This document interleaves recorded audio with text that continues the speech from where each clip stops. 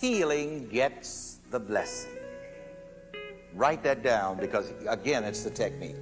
Let me give you one of my mind science beliefs. I started to say theory, but it's not. It's past that. I believe that on the level of the subconscious, when an idea reaches the subconscious and is impressed upon the subconscious, that it is impressed upon the subconscious as feeling. We meditate, we pray, we study, we concentrate, we praise, we sing, we carry on and jump up and down like we do here. But why do we do all of that? To impress a certain feeling.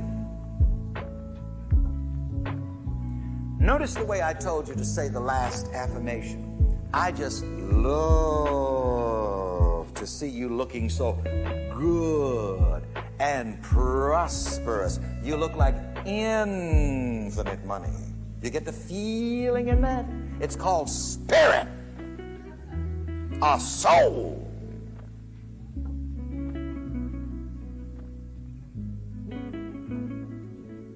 There is a story that my series of tapes, which are not here, is based on in the Bible. The story of Esau and Jacob. The theologians tell us that Esau, or Jacob, the younger brother, stole the blessing of Jacob, his older brother. It was the custom in that particular culture for the oldest son to receive the father's blessing before or upon his death.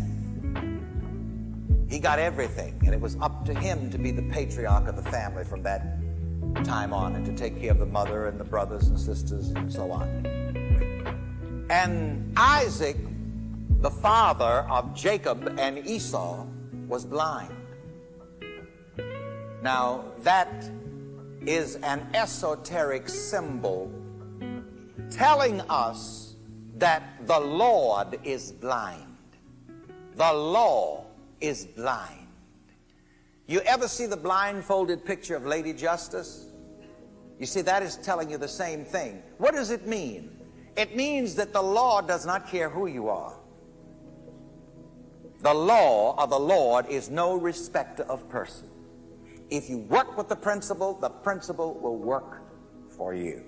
Well, anyway, the younger son Jacob, who was not traditionally entitled to the blessing, came to the blind father while his older brother was out hunting.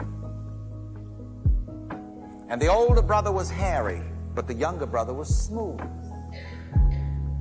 And the father told them apart by feeling the roughness of the hair and the smoothness of the younger son's skin. And the mother, when the older boy went hunting, favored the younger son and said to him, I have your brother's clothes in my house. Now, the mother here is your subjective intuition. It tells you that within you have spiritual subjective intuition that knows how to clothe you in the correct feeling nature so that you can get what you want from the Father or the source. Because you've got to feel right to the Father. You've got to feel right to the source. You see, the Father is going to be feeling you as you approach Him to see if you're the one that's entitled to the blessing.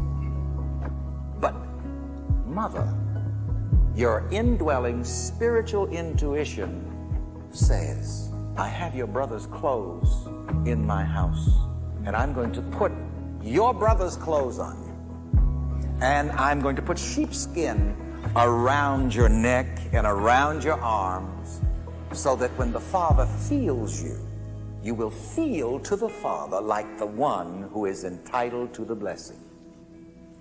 You have got to feel to the Father, the infinite source within you, like the one who is entitled to the blessing. So, The mother, a subjective intuition, dressed up the younger son, and he entered into the blind father. And the blind father asked him a question that life is always asking us. He said to him, "Are you my very son Esau?" But you see, this was Jacob. And Jacob said, "I am." The theologians always call this a trick. They always call this a dirty trick. They don't get the esoteric interpretation at all. You know what that tells us? You are whoever you say you are.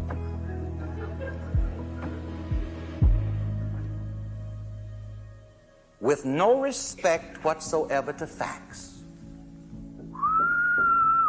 That is some heavy stuff.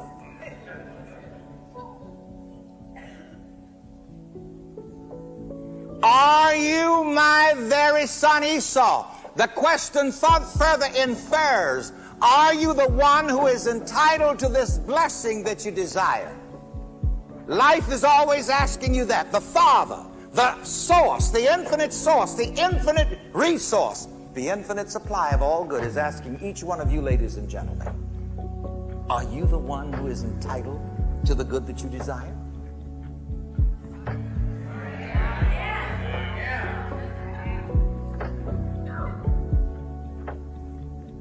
Makes no difference what boy it is. You see, on a factual level, it was the wrong boy. But the father does not see whether it's the younger boy or the older boy, or a black boy or a white boy, or a brown boy or a red boy or a yellow boy. The father does two things. The father feels, and the father hears the word, I am. What you add to I am, you become. Terry, on the other side, give me an I am over there and put a blank line. You can fill it in. You see, I am the beginning and the end. Say, what I add to I am, I become. Let me quickly finish treating briefly the story of Esau and Jacob. Now, when Jacob the younger son answered, I am, he was saying, I am the one who is entitled to the blessing. Then the father said to him, come close, my son, that I may feel you. Uh-oh.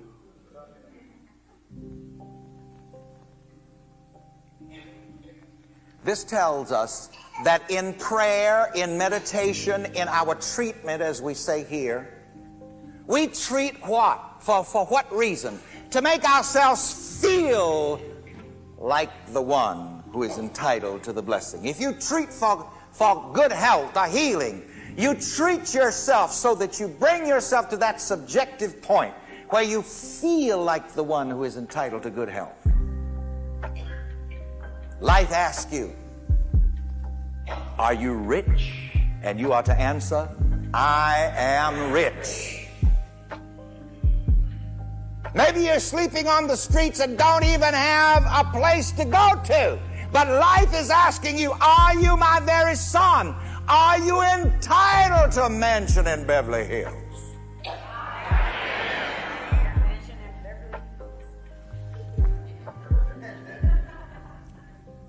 And that's when you better learn how to speak the word. I am. But then the father says, after you answer, come close, my son. Let me feel you. That's when you are glad that your mother, your subjective intuition, has given you instructions and clothed you in the feeling nature of that one that you desire to be. Are you the one who is entitled to a lot of money? I am.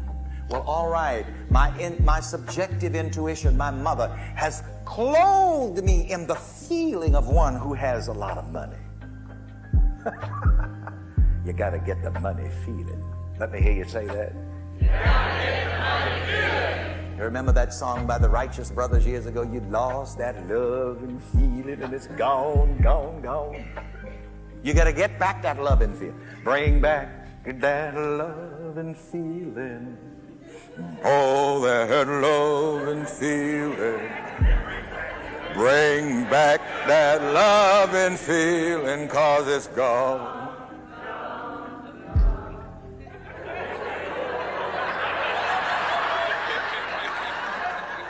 Tell Dr. Frank they made me do it. But you got to bring back that love. You've got to feel that you're that one. Your mother says, I have your brother's clothes. In other words, whatever subjective moods and feelings you need to feel like the one who is entitled and who has the good that he desires. I have that feeling nature that I'll dress you in. And when the Father says, come close, my son, that I may feel you, you ought to feel like the one who is entitled to the blessing, and the Father feels you. And then the Father also says something else. He says, come now and kiss me, my son. This also shows us that we need to approach the law of the Lord with affection and love. It's not telling us that one person stole another person's blessing. It's trying to show us, though, however, that even the wrong person can get the right blessing if they'll make themselves feel right.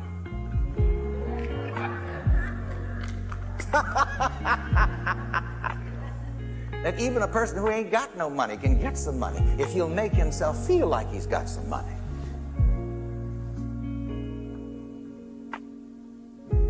So go around looking like, acting like, thinking like, and feeling like you are who you want to be. And you are saying, yes, I am that I am.